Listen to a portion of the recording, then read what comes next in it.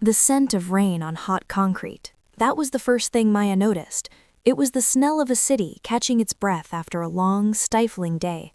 In her hands, 2 overfull grocery bags threatened to spill their contents: cilantro, limes, a plastic-wrapped parcel of chicken thighs. The weight made the thin plastic handles dig into her palms, a familiar, almost comforting ache. This was the evening hustle, the scramble from the office, the dash through Mr. Chen's market, the race to get dinner started before her 7-year-old son Leo declared a state of emergency. The ritual was a lifeline, a way to outrun the silence. Upstairs, in the apartment that had been hers and David's for 10 years, the air was thick with the ghosts of 1,000 such evenings. The faint, permanent crayon mark on the wall by the light switch, a yellow sun with lopsided rays. The loose floorboard by the kitchen doorway that David had always meant to fix, which now creaked a lonely greeting. It had been 3 months since the sudden, seismic silence of his heart attack. 3 months of moving through these rooms like a curator in a museum of their former life, dusting memories that threatened to choke her. Tonight, though, David's parents were coming for dinner.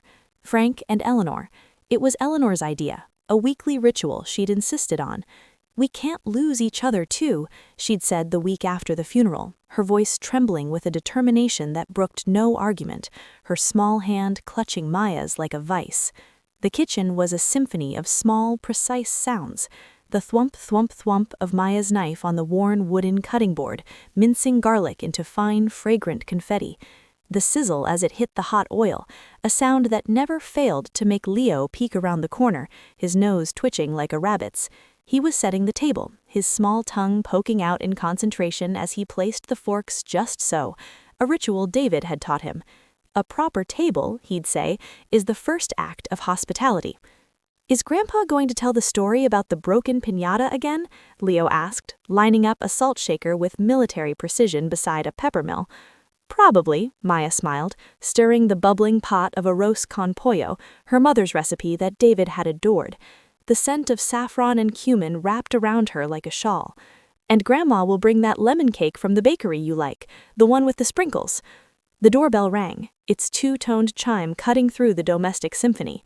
Leo scampered to answer it, and the sound of shuffling steps and warm, familiar voices filled the hallway. Frank entered first, a tall, stooping man with hands that still bore the calluses of a lifelong electrician. He carried the faint, clean sense of Irish Spring and newsprint. He hugged Leo, lifting him with a soft grunt.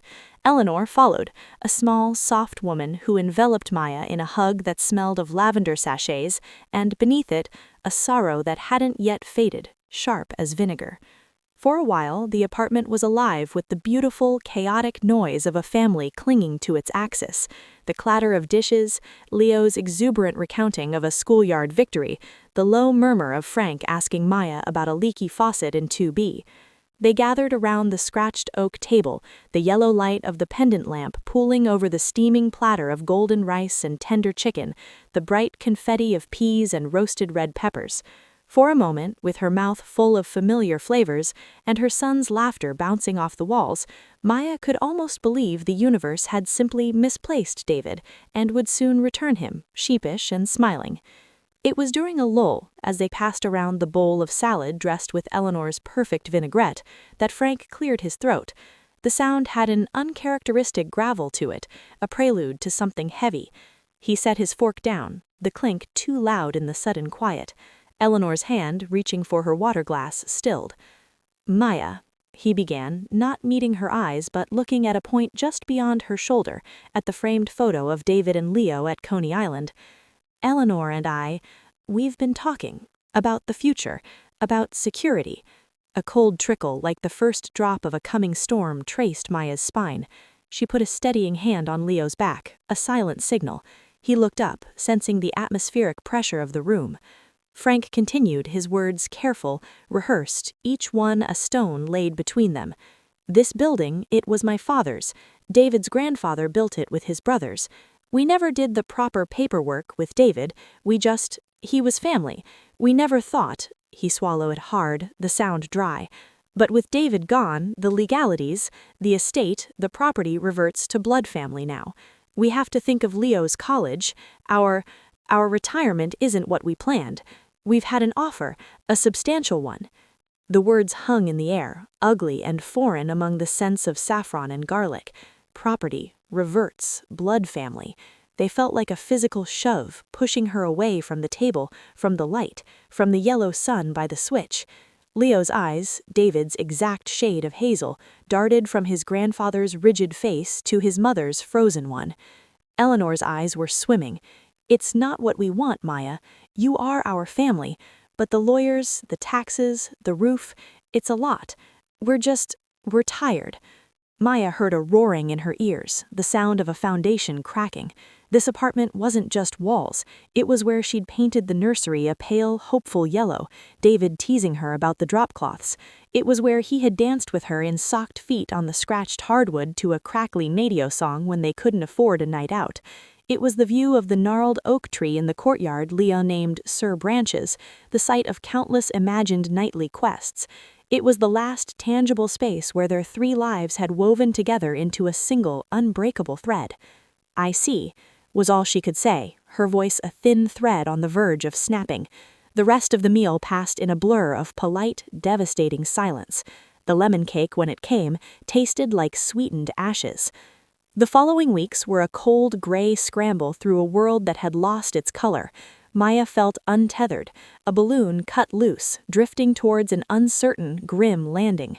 She scoured listings for apartments they could barely afford, in neighborhoods where Leo wouldn't know the sound of the ice cream truck's jingle. She packed boxes marked kitchen, fragile, and Leo's art with a grim efficiency, each strip of packing tape sounding like a seal on a tomb. Frank and Eleanor called, but the conversations were strained, filled with a grief that had mutated into a guilty, shapeless thing. The weekly dinners had stopped.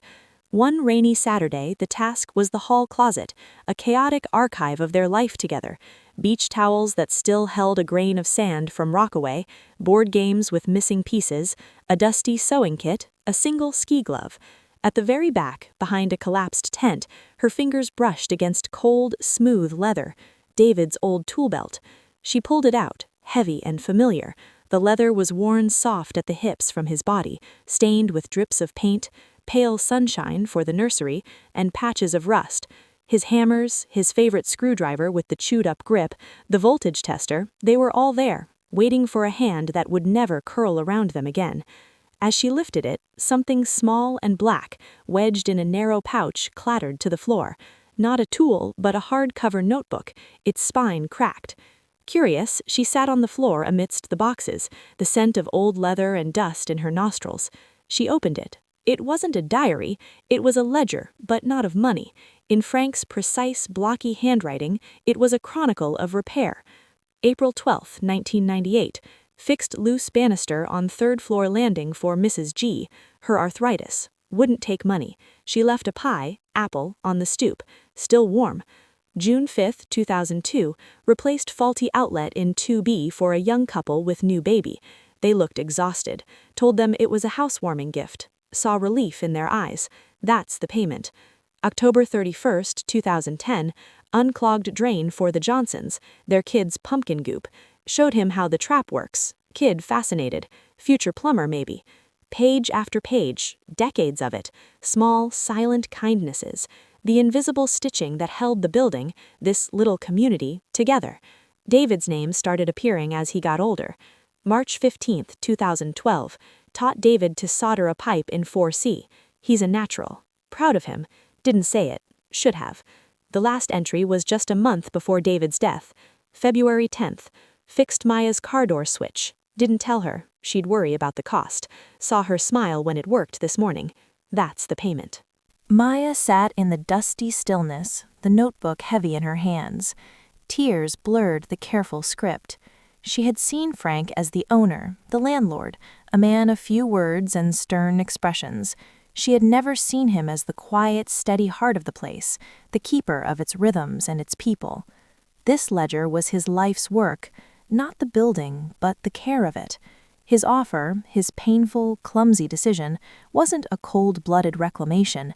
It was the faltering of a man who saw his legacy of care, of duty, of quiet, practical love, crumbling with the loss of his son, and in his grief had reached for the only solid thing he understood, brick and mortar, deeds and dollars. A new, different understanding unfurled within her, fragile but tenacious as a sprout in cracked earth. He wasn't pushing her out, he was, in his broken way, trying to secure what he thought was left. But he was wrong. The real legacy was in these pages. That evening she didn't call. She went downstairs, Leo's small, trusting hand in hers, and knocked on their door. The peephole darkened, and after a long moment, the door opened. Eleanor answered, her face etched with worry and hope. Frank stood behind her in the living room, the television flickering soundlessly, a baseball game frozen in mid-pitch. "I found something," Maya said softly, her voice not accusing but open. She held out the tool belt and the black notebook. Frank's eyes locked onto them, and a profound weariness seemed to settle over him. He looked old, older than she'd ever seen him. "I understand," Maya said, stepping inside. Leo hovered close, clutching her leg. "This place, it's your father's work, and yours." She opened the notebook to a random page, her finger tracing an entry. But a legacy isn't just blood, and it isn't just property. She found the entry she was looking for. "You taught David to solder a pipe here. Leo took his first steps on that scratched floor in 3B. I learned to make arroz con pollo in my kitchen for your son. Our stories are in these walls just as much. They're in Mrs. G's apple pies, and the Johnson kid who might be a plumber." Frank's stern face crumpled. He looked from the notebook to Leo's wide, watching eyes, so full of his son. "I don't have the money to match the offer," Maya continued, her heart hammering against her ribs. "But I have my hands, and I have his son." She took a deep, shuddering breath. "What if the legacy isn't in selling? What if it's in keeping it, together? You taught David everything. Teach me. Let me help. Let us be your partners, not your tenants. Let's keep Sir Branches. Let's keep Mrs. G's banister secure." Silence stretched, filled only by the hum of the refrigerator and the distant wail of a siren. Then Leo piped up, his small voice impossibly loud and clear in the tense room. "I can help too, Grandpa. I'm good at holding tools. Dad showed me how. He said always hold the flashlight steady so you can see." Frank looked at his grandson, at the determined set of his jaw, so like David's, then at his wife, whose hand was pressed to her mouth, tears finally spilling over in silent streams. He walked slowly to the window, looking out at the old oak in the courtyard, its branches silhouetted against the evening sky. His shoulders, usually squared with quiet authority, were slumped. When he turned back, his eyes were red-rimmed, but the terrible, flinty stiffness had eased, replaced by a deep, weary softness. "The wiring in 4A is old," he said, his voice rough with emotion. He was not looking at the lawyer's letter on the sideboard. He was looking at the tool belt. "Knob and tube. It'll need to be completely redone. It's a two-person job. Dangerous if you don't know what you're doing." Maya felt a wild, hopeful flutter in her chest, a feeling so foreign she almost didn't recognize it. "I'm a fast learner, and I'm not afraid of hard work." A ghost of a smile, the first true one Maya had seen in months, touched Frank's lips. It was small, but it reached his eyes. "Saturday," he said with a firm nod. 7 a.m. We'll start with the basics. Safety first. We'll kill the main breaker." He reached out, not for the tool belt, but to put a heavy, calloused hand on Leo's head, ruffling his hair. "You can be in charge of the flashlight, foreman, and the circuit tester. No daydreaming." The following Saturday morning, the smell of rain on hot concrete had been replaced by the sharp, clean scent of impending autumn. The hallway of 4A was lit by the stark, honest beam of a halogen worklight. Frank was pointing at a tangle of ancient, cloth-wrapped wires in an open junction box, explaining the color coding and the importance of the ground wire.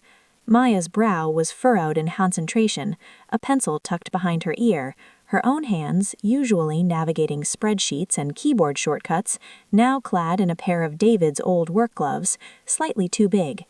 Down in the courtyard, Leo was supervising Eleanor as she repotted geraniums for the front stoop, his job to pour the soil and declare each one officially refreshed and ready for duty. His laughter, bright and unburdened, floated up through the open window. There was the buzz of the saw from the young couple in 1C, whom Frank had just helped assemble a new crib. The distant, tinny melody of Mrs. G's big band radio floating down from her kitchen. The building was alive, not with the sound of a transaction or a departure, but with the hum of continuance, of a story finding a way to write its next chapter.